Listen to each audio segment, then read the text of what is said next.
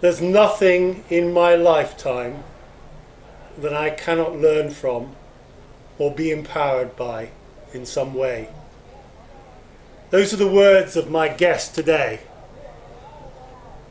Peter Sage normally lives in Dubai. He's here in London. I caught him in transit, and he's here to share his passion with us today. We're in for a real treat.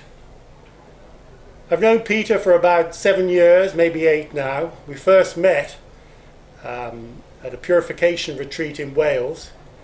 He drove up in his Ferrari, took the place by storm. His energy and enthusiasm was absolutely amazing, overwhelmed and inspired us all. We sang together, we chanted together, we meditated together, we walked across a 6-inch rock ledge on a cliff face below a very powerful waterfall together. We shared some amazing times. We even shared the tubes that were used for our respective colonic irrigations. I am told, however, that they were washed in between. Peter is an entrepreneur. He's a businessman. He's an expert in personal development. He's a singer, a songwriter. He's an expert marksman. He's a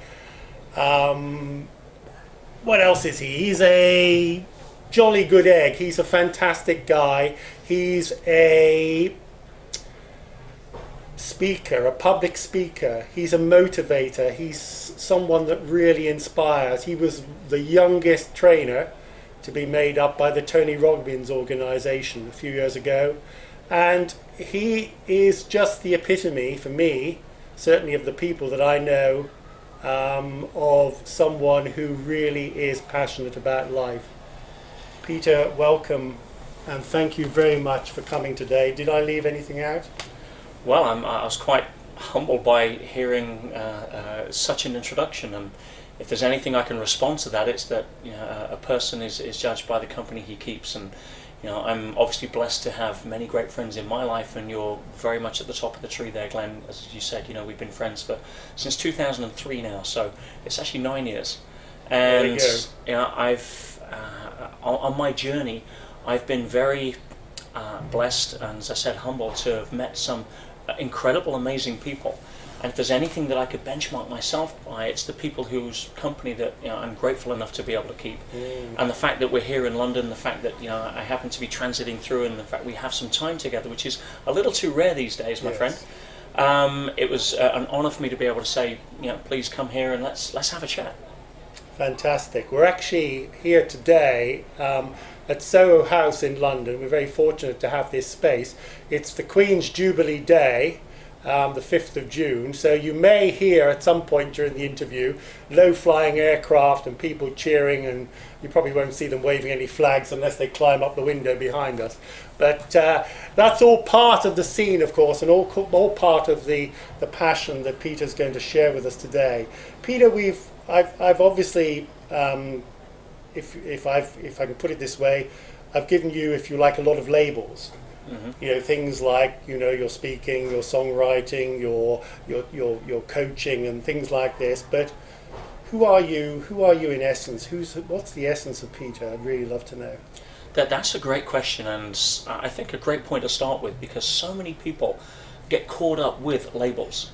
In fact, my experience is that most of us go through our entire life trying to earn labels in order to validate our sense of identity, rather than switch it the other way around and validate our identity irrespective of labels. And you see it traditionally conditioned in the education system. I am an academic, I am a physicist, I am a fill in the blank, a PE teacher, I am whatever it is, I am an MBA. And people need validation externally through a label in order to underpin a sense of self that is actually missing or invalidated when we're in our formative years growing up. And I think one of the best questions we can ask ourselves is actually, who are you without your name? Absolutely. And what would be your answer to that for you personally, if I'm putting it as a personal question, which Well, in a sense is a bit of a contradiction. But I know you like contradictions.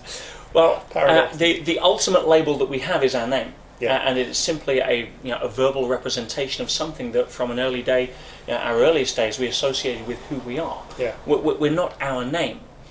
We are beyond that. We are far more than that kind of label. But it's very rare we stop to ask ourselves, well, hang on, who am I without the label Peter?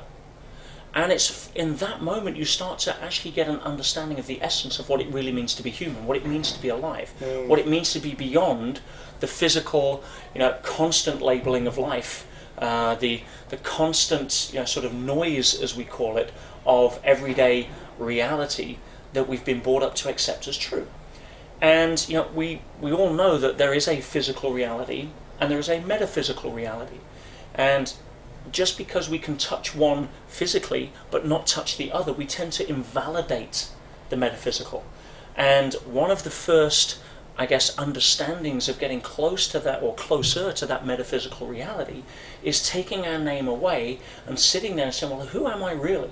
What is this collection of cells merged with physical laws, merged with consciousness, merged with a level of emotion, understanding, and what does that mean? What am I here to do?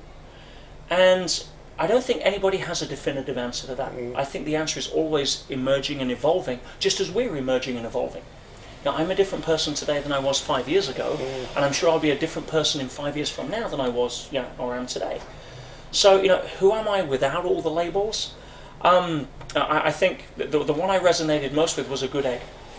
And that's something that I aspire to be, because all we can be without the labels, from my experience, is our word.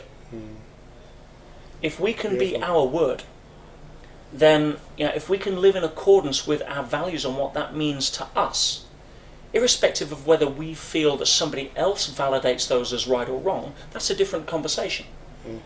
If you are living in accordance with your values, then you don't need a label. You don't need validation. You can't be pushed, you can't be pulled, you can't be cajoled, you can't be influenced outside of that, depending on the level of core strength that you have that ties you to that level of living.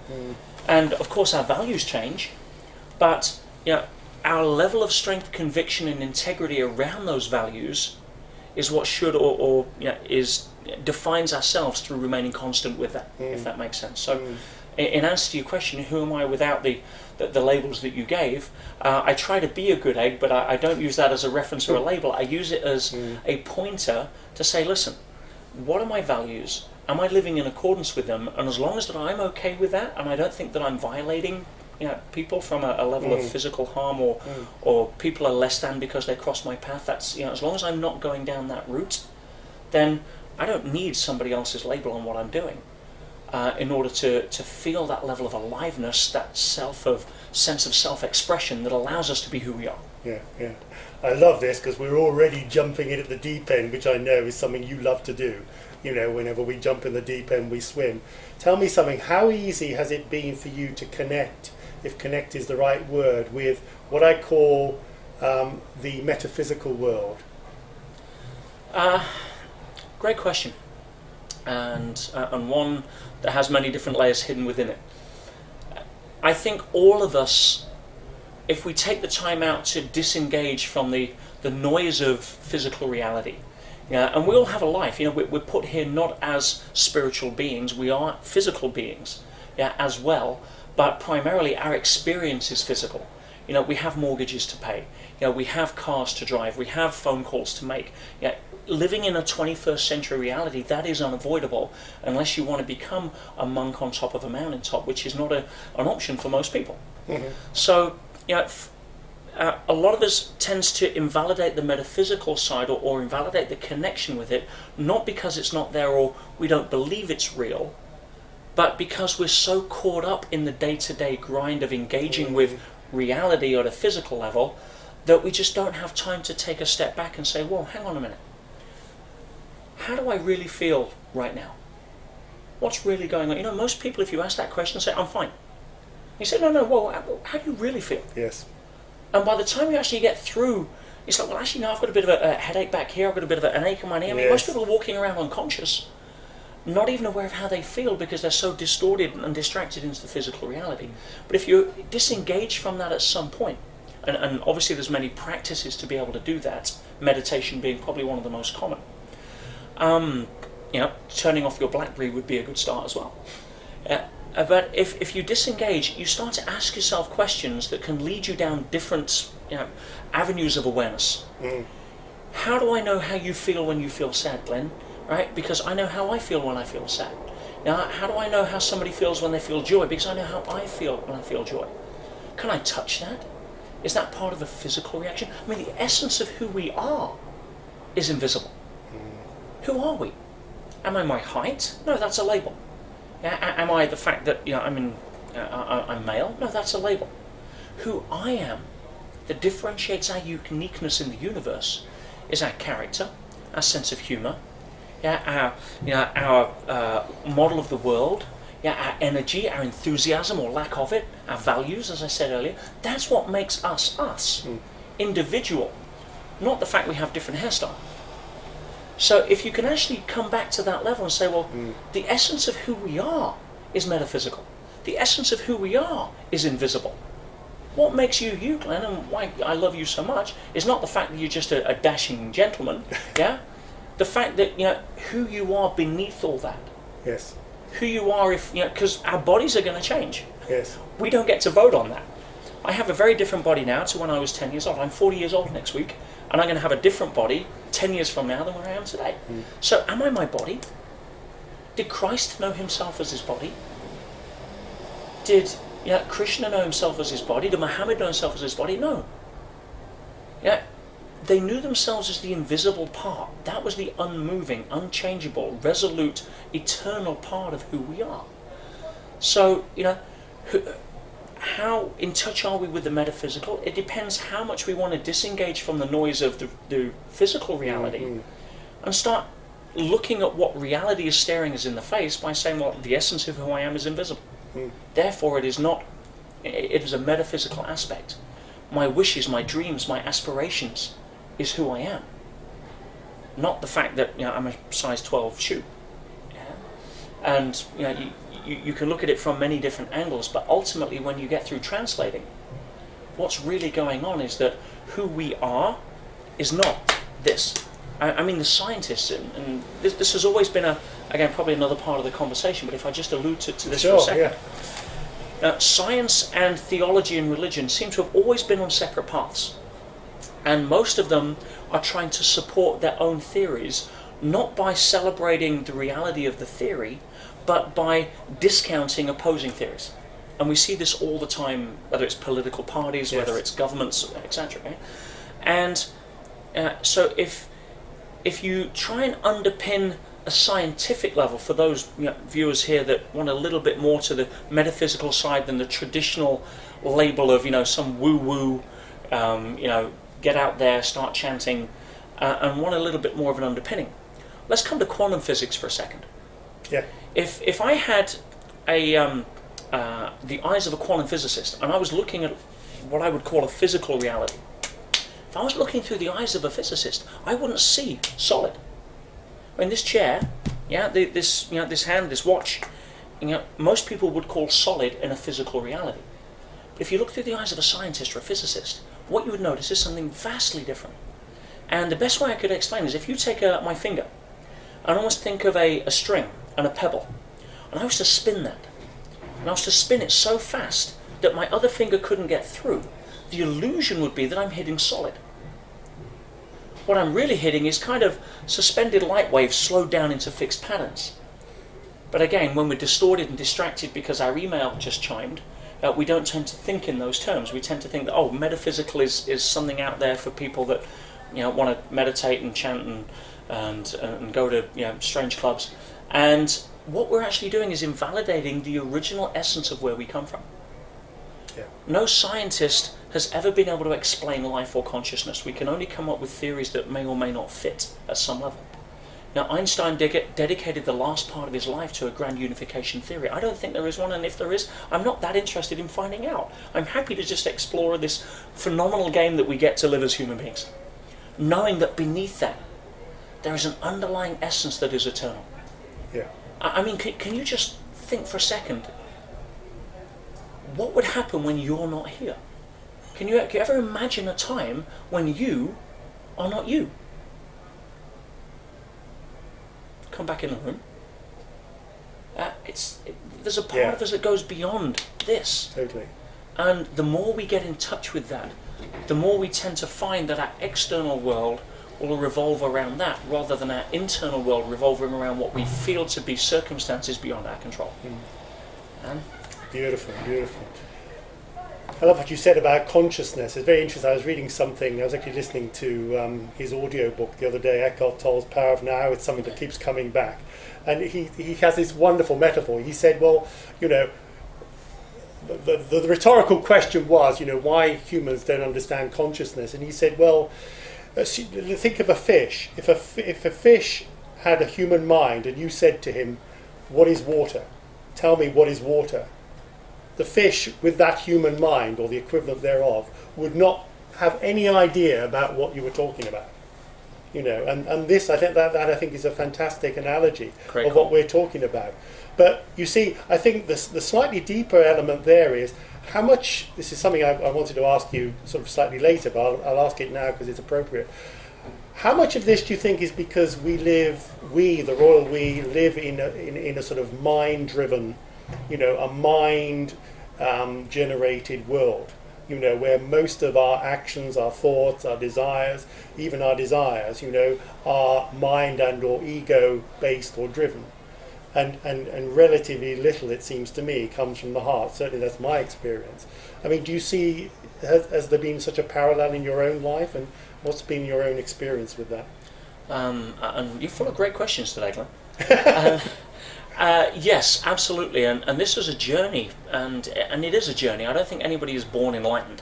You could probably name 7 figures in history that, you know, have potentially, you know, been awarded that accolade of being born enlightened. But, you know, certainly, you know, Buddha wasn't born enlightened. It was a journey for him, and part of everything is the journey, and it was certainly that for me as well. When I was a younger man, I was dealing with a lot of the insecurities that I find most people end up facing. And the primary driver or underpinning of that was what I tend to refer to as the 2 primary human fears, which are the fear that we're not enough, and ultimately, therefore, we won't be loved, depending on how many layers you want to peel back of the onion. But go after that awareness, I encourage you, because it is there. Yeah. And, you know, when I say the fear that we're not enough, you know, usually not good enough. Not good enough, not, you know, certain enough, not rich enough, not popular enough, not young enough, old enough, whatever it is, fill in the blank.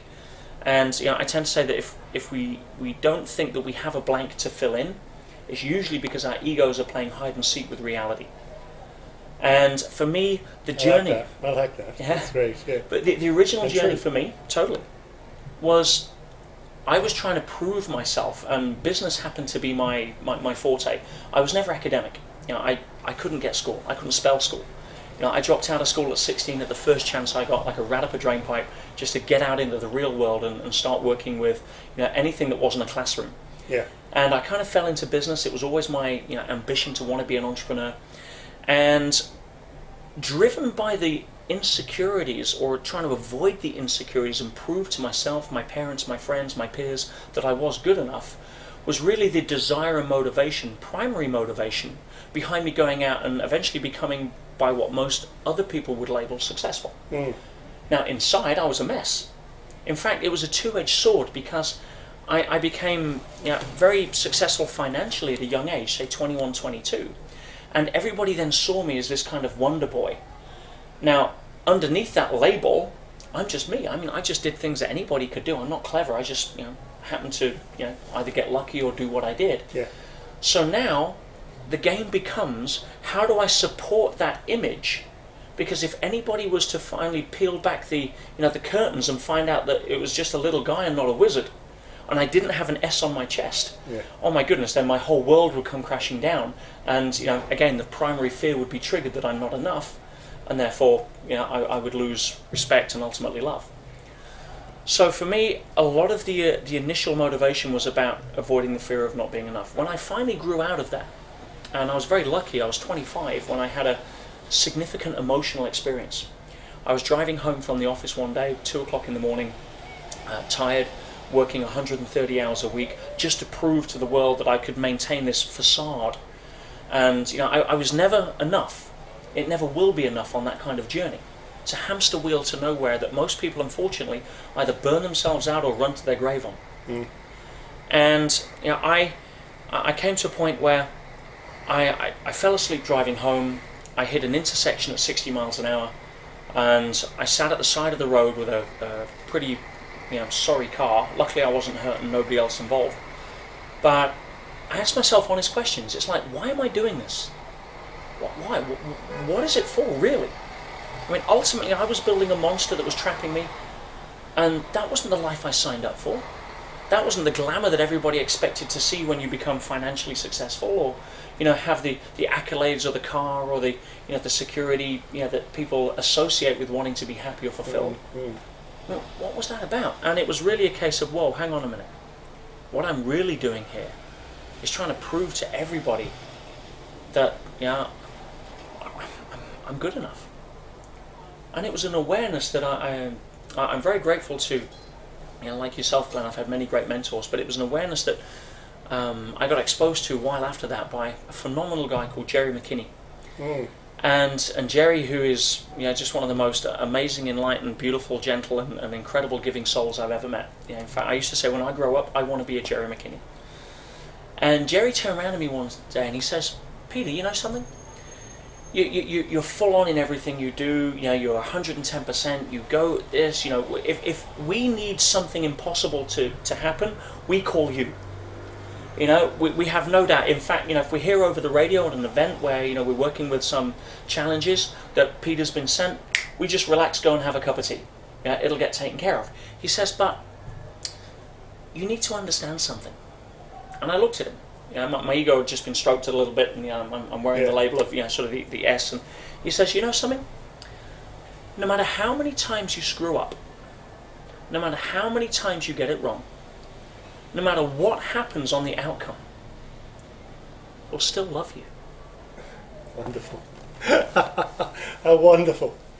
Honestly, I walked away from him almost like in a daze. I'm like, you mean I don't have to earn love in order to validate myself? Well, now let me stop you there. There's a huge message there, isn't there? Think of parents bringing up their kids, right? To say that sort of thing. Think of our education system, which you mentioned earlier. Think of teachers. Think of all the so-called adults, the people that should know better, bringing their children into the world on that sort of philosophy. I'm pushing this slightly, but I can see you're passionate in it for too. Why doesn't this happen, Peter? Why do we, again, the royal we, why do people like us, and not necessarily us, everyone, have to wait for that one moment, that one Jerry McKinney to come along and say, hang on, we love you anyway? Because of the same reasons as to why I was running my patterns and most people run their patterns. Because we're all human. And a lot of teachers get their identity validated through the significance of being a teacher. Therefore, there's an authoritarian level of significance that gives them self-worth. Right. And you have two different types of teachers. I sit on the board of one of the best business schools in the world, INSEAD in Fontainebleau, sure, in Paris. And I'm not an academic. In fact, I think the only non-graduate they've ever invited to sit on the board. And what I noticed through not having those lenses to look through and understanding human behavior, which has, again, been my passion for nearly 20 years now, I noticed there's two types of teachers. You have the most common teacher, who are there to validate their identity as a teacher through being more superior, more significant, more authoritarian, And they generally want to help because, teachers can't get involved in that profession unless they have a sense of wanting to contribute. But part of that contribution is underpinning a need for significance as a teacher. It's not a good or a bad thing, it's just what it is. But then you have a markedly different contrast to that, where you have other teachers whose entire mission or purpose is for their students to excel them. And you look at it from that perspective and there's no ego involved. It's like, how do I get these guys and lift them up and watch them fly, versus how do I wear the label of teacher and I'm at the front of the room and I'll tell you what to do and I'm the one that's responsible for grading you and marking you. And again, that I'm not taking anything away from teachers. I'm making a distinction between different levels of emotional maturity, because a lot of us are running our own patterns at a level where we're trying to avoid the primary fear that we're not enough. And if I hadn't had that car accident and actually sat at the side of the road shaking and got to a place where I was willing to ask myself honest questions and not be afraid of the answers, I might still be doing the same thing. Yeah, and I see it a lot in business, where you have CEOs of major companies who have been in the role for 30 years, and it's primarily because they want to be the teacher. They are the CEO. It's about being the big man on campus to validate a sense of significance, so it overlays the fear that we're not enough and the insecurities behind that. And so, Jerry, I think if you talk to him, he'll tell you he went on his own journey. Yeah, he was a place where he wasn't a great person to be around in his early days until he was exposed to some of the insights that we're lucky enough to be able to discuss now. Yeah. And he was able to touch me in a way that went me, hang on a minute, what? You mean I could actually just be myself? And I got to the understanding, and John Demartini gives it as a beautiful quote. He says, and I encourage people to use it as an incantation because it's so powerful when you finally get the message. He says, no matter what I've done or not done, I'm worthy of love. And for most people, unfortunately, they go to their grave, as I said, never actually feeling that awareness at an emotional, spiritual, cellular level. It could be an intellectual understanding. Most people know what I just said if they speak English. Yes. But living that from a place of true liberation is something that's very, very different. And we're all on our own journey. It's it's not saying taking anything away from somebody if they're not there. It's it's saying, listen, here's an invitation to look at something that says, you don't need to earn love. You're worthy of it, irrespective of how many times you screw up, how many times you do something that you're not proud of. You'll always be worthy of love, because there's a very different distinction between somebody and their behavior. I remember listening to somebody, a very enlightened guy, turn around, who was on about relationships, and someone says, well, what if you caught your wife having an affair? He says, well, I'd still love her. He says, I would be distraught at her behavior. I'd probably kill him. But I'd still love her as the essence of who she is. How could I not? How could I never do that? And I thought, wow, what an enlightening way to look at something. Because it finally understands that there's a difference between who we are and the behavior we're engaging in, which is usually driven by the fear of not being enough, the fear of not being loved, the desperation for approval, significance, connection, validation, all of the things that we're told we need in a world to go and earn, or conditioned by parenthood in its traditional sense to want to basically be tick the boxes to get approval for, rather than recognize we were born with it to begin with. Tell me, Peter, about your early conditioning, quote unquote, if that's the right word, your school days, your early education. You're still not 40. It's amazing. I feel I've known you for ages. And you're such an incredible, mature guy in that sense, and I mean that, as you know, in a way, in a very complimentary sense. But what were the sort of what were the guideposts? What were the signposts along the way, would you say, during your childhood? Well, pointing you maybe to where you are now, or where you've been on your journey. It's funny. My father was a bit of a gang leader. Bit of a Leicester Mafia teddy boy, and my mother was a trainee nun. Well, I didn't and know. it was quite a dichotomy. And they got together, as you can't help who you fall in love with. And 10 years later, I appeared. And what I learnt from my parents was that my mother, who had a huge role her entire life in the Catholic Church, she was a special minister. I mean, she received letters and gifts from the Pope. I mean, she was just the most giving, unconditionally loving, contributing soul I've ever met. Wow, that is. And a great model. My father was a hard man, in a physical respect. Very proud, very strong. Hard in the sense of the sort of archetypal male. Yes. Yeah. Okay. And my mother never. He was also an atheist. Yeah. Okay. And my mother never forced or pushed her views on him, and he never disrespected my mother's views. And the underpinning of all of that was tolerance. And I think that gave me a real start in understanding and appreciating different people's point of view. Because so many people need to be validated in terms of them being right, not by their inner sense of internal reference and conviction, but by an external validation through alignment from how many other people they can get to agree to them. And again, that's a tunnel with no cheese. It's hard work, and you see people who are free of that, and there's such a weight off their shoulders. I don't need you to validate whether my football team is the best football team or not. Yes. Otherwise, I'm going to get into a 3-hour argument over somebody who is just mirroring his own beliefs. Yes. Right now, I'm not a huge football fan, so probably not the best example. But you understand my point. But it doesn't need to be a football team, does it? This is what you're saying. I mean, this is something we do. Anything that we feel an attachment to. You could say. I think that style of music is great. Somebody else says, I think it sucks. I like house. No, house sucks. I prefer, hip hop. And you hear these people arguing. I mean, it's and what they're saying. Their life depended on it almost. And what they're saying is, listen, I'm so insecure about my, approval of my genre of music that I need to convince you that it's right. I mean, when you look at it through those eyes, it's almost laughable. It's like, listen, you like hip hop, great. Yeah, I like house, great. Right? Yeah, I'm not going to go to a club where you're at, and I'm not going to judge you for not coming to my club. I mean, next. And there's a way of being able to take it to a more base level. And I'll share what I think was quite a powerful example that I think the people watching this will probably understand as well. Ask you a question. How many senses do we have on a physical level?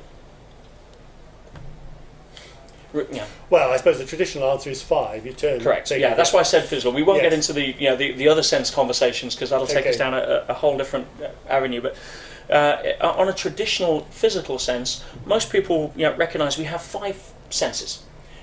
Taste, touch, sight, sound, smell, and each one of these is responsible for processing external material reality through one of those filters into our experience.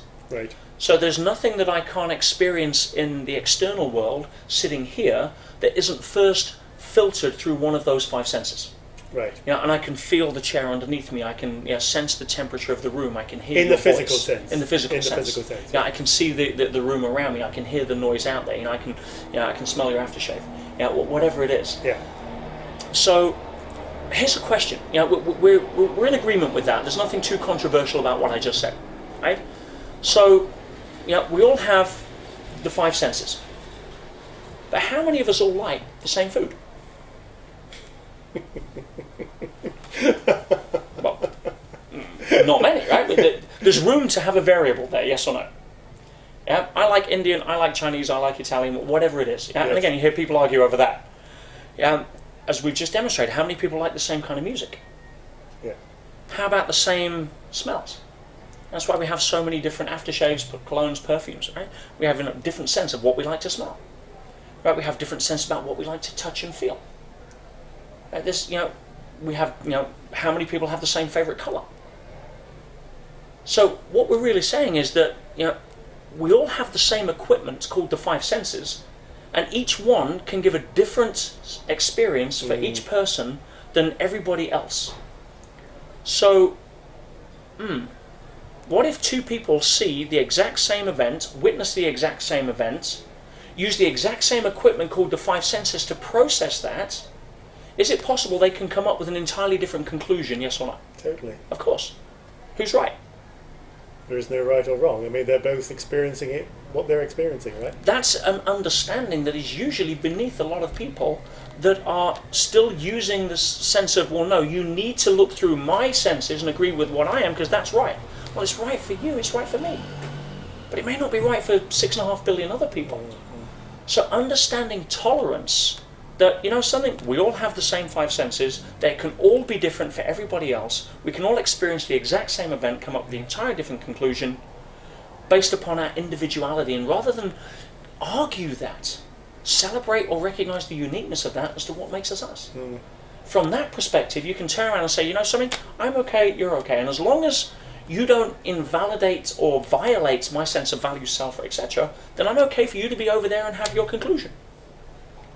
But you see, the classic example is a married couple, always arguing. Arguing based upon, a lot of the time, the fact that I need you to validate my conclusion that I came up with through my 5 senses on this particular experience. Again, when you get all through done translating, that's ultimately what's going on. Yeah, so if you can rise above that, not through intellect, but through awareness. Yes. I'm not a smart guy. I mean, I'm an average IQ, an average guy. But what's been so beneficial in my life, Glenn, has been I've been fortunate enough to have access to some amazing people like yourself, people like the mentors that I've studied under or had the desire to go and want to be in their presence and listen or learn or read their books. Yeah. And some of it I may disagree with, and that's cool, that's what makes things happen. But sometimes you hear one awareness, and it could be just like, understanding that the 5 senses are different for everybody. Well, hello, of course they are. But what does that mean in day-to-day reality? It means that I can be okay with my conclusion, my football team, my style of music, my favourite food, and not need you to validate that by me trying to tell you that yours is wrong. And that's huge for most people. Peter, there's a model of the world that I think most people, if not everyone, at some point subscribes to, if I can keep it in a sort of fairly neutral sense. Sure. And it's to be very blunt, it's a judgment model. Now, I know that you're very passionate about this as well. It's something that you personally, and I know from my own experience, it's something that I've not found easy to, if you like, move away from. Words are not really going to be able to enable me to convey the real sense of it. But please stop me if you feel you need clarification.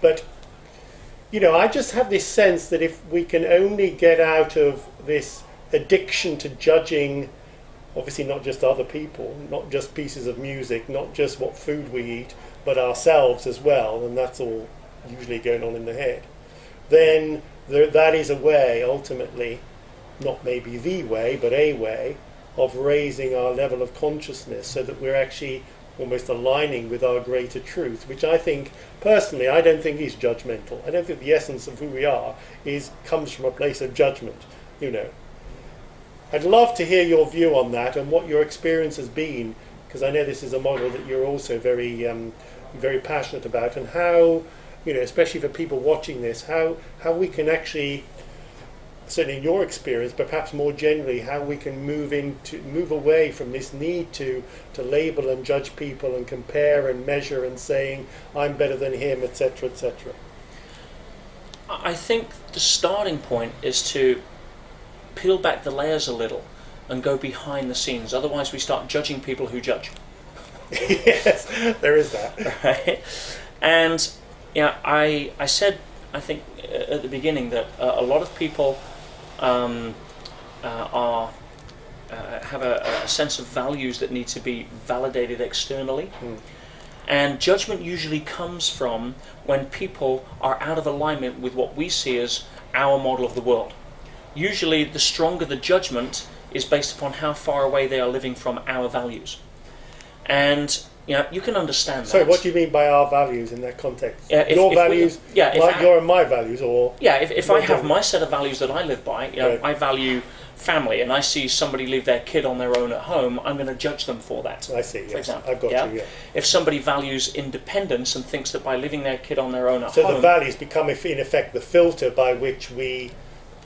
Yeah, the stronger, what I think is that the further away we see somebody from our values, or how we see somebody invalidate by living their own values which are out of accordance with ours, Right. the further away they are, the stronger we judge. Okay. Classic example would be somebody who murders somebody. Most people don't see themselves as a murderer, so we judge that very harshly. Right. If somebody was a vegetarian, saw somebody eating meat, maybe not as harsh as a judgment, but there would be a judgment there if they needed to validate their own sense. Because they're different to me, really, and Exactly. I'm not like that. It's Exactly. a sort of, But again, let's peel back the layers here, because one thing that allows people to grow in awareness and hopefully ultimately raise our levels of consciousness to a point where we can start to let go of judgments on a more regular basis, is to understand the psychology behind it, because those awarenesses start to fill in the missing gaps. Like the awareness that we have different models of the world because we have different ways of interpreting the five senses, for example. Yes. So if you understand, as I said at the beginning, most people are trying to avoid the fear that they're not enough, and ultimately look for love, or avoid things that will invalidate love. Yeah. And if you go through most childhoods, a lot of the defining moments were based upon, or our behaviours were based upon where we got or didn't get love from. It's just oversimplification when you talk to other people that want to write books on it, but Yes. ultimately that's what's going on. Yeah. Our habits, our conditioning, our belief systems, a lot of them in the formative years of growing up were formed unconsciously through behaviours that either led to or took away love. Yeah. And we can all blame our parents, and there's an international epidemic on blaming parents. We forget that they were just us, just a little older, Yes. and that kids don't come with an owner's manual. Yes. And they were only trying to cope don't with... have a parent's manual either. They're just trying to do what we're doing right now and cover up their own deal. And deal with their own insecurities and their own fears and their own model of the world. Yeah. So if you can start to understand that the reason people judge, as I said earlier, is usually out of an unconscious need to be right themselves. Based on an external reference that if you don't align with me, then you are wrong. Not that, listen, whatever your deal is your deal. If it's totally out of alignment with where I'm at, then I'm going to judge it more strongly. And 9 times out of 10, we don't know the backstory. We don't know the underlying reasons, and we judge before we even question that. And the one thing I found is that people do things for reasons, Glenn. Now, they may not be your reasons, they may not be my reasons, but people always do things for reasons. And if I had their background, their belief, their story, their model of the world, chances are I would do that behaviour as well. Now, when you can understand it from that perspective, you start to open up. And if you want the fast track to trying to let go of judgment, replace it with compassion. When you start to see somebody on a street begging for money, you can walk by and say, for God's sake, go get a job. Right? I got a job, I'm responsible, I went to school, right? Stop begging for my hard-earned money, and you have a judgment frame that goes straight over that. Right. You don't know their story, and to a large extent, their story isn't that relevant. But if you can understand, I say a lot, there for the grace of God go I. Classic phrase, that could so easily be me. And most people let go of the awareness of what we should be grateful for. And I firmly believe that the poor don't need charity, they need inspiration. And inspiration can come from a level of validating themselves that they can be loved too, because they feel judged. Imagine you sitting on a street corner in the rain, in clothes that haven't been washed for a month, hoping that somebody's going to come by, and for every 100 people you may get 20, 30 pence a pound thrown in your hat. And for that, the trade-off is that 99 people are going to look down on you and think that you're beneath their feet.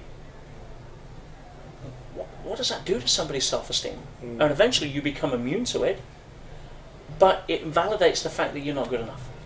There is, of course, another perspective to this, which I've always found slightly attractive, and that is that, and I often find this myself if I'm walking past a beggar or someone selling the big issue. Invariably now I try to give every time.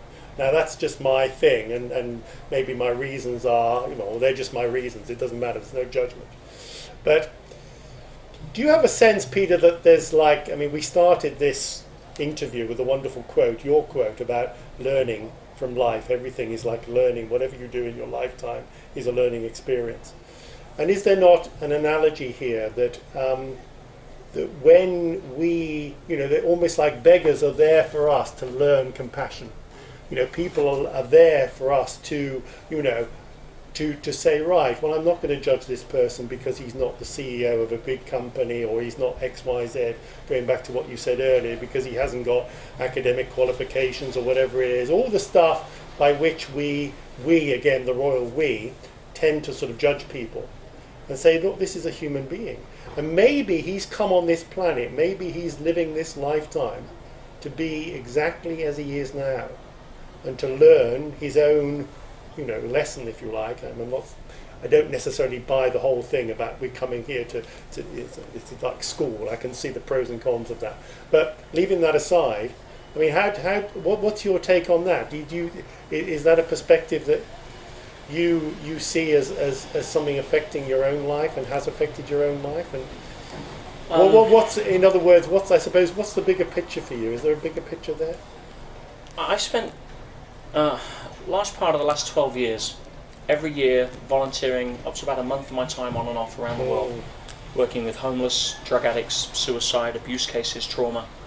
And that's been a very enlightening experience. It's also taught me a huge amount about human behavior in many different places where most people don't want to be around. And humility, I imagine, as well. Humility, gratitude, and they're part of my sense of wanting to grow and contribute is that I want to help these people. Part of my understanding reality is the fact that not everybody's going to be helped. Yes. And I can only do so much, but underneath that is the real reason I'm trying to help them to make me feel good, or is it really about genuine contribution? And some people are here to learn a lesson, and I firmly believe that. Some people are who they are today because the troughs that they were in were so deep. Some people need to hit rock bottom in order to basically say, something, bang, I've been there, I'm done, enough of this, I'm out of here. And I've seen so many examples of that. And if you start to hold their hand too much halfway down, some people, that's all they need, and they want to get back up, and it's a genuine level of facilitation. Others, they get so much connection and significance and secondary gain by people trying to help them that it entraps the pattern. And I'm here to do so much. My mission isn't to change the world. My mission is to live my truth as best as I can.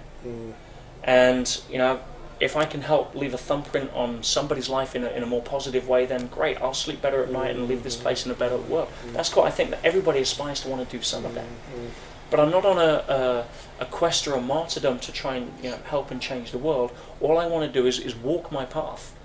And if I can be as bright as I can, maybe I can light candles that I walk past through my example of being true to myself, rather than have some sort of sense of mission. I have to run around and light everybody's candle that's gone out. Yes.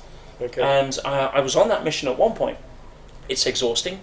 And you then, for every 3 candles you light, 2 go back out.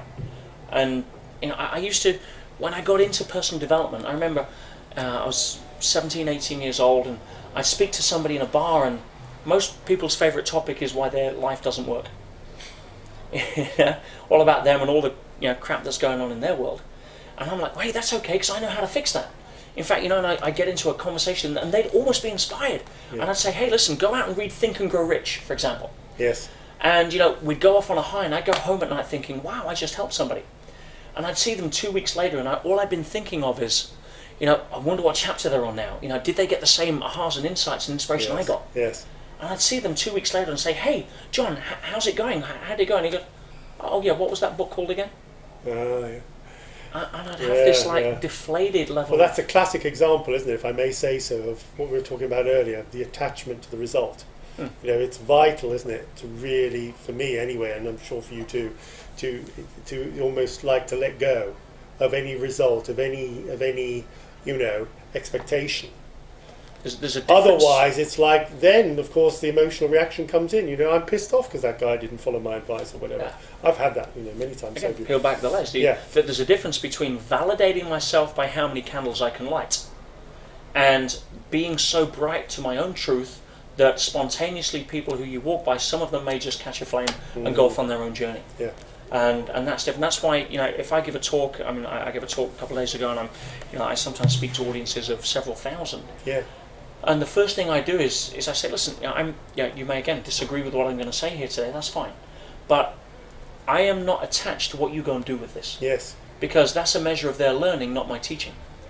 That is a measure of where they're at in their life, and if I was to validate myself by what happened there, then I'm going to be always upset, always checking for the scorecards on the feedback forms, always on a hamster wheel of self-validation from an external perspective.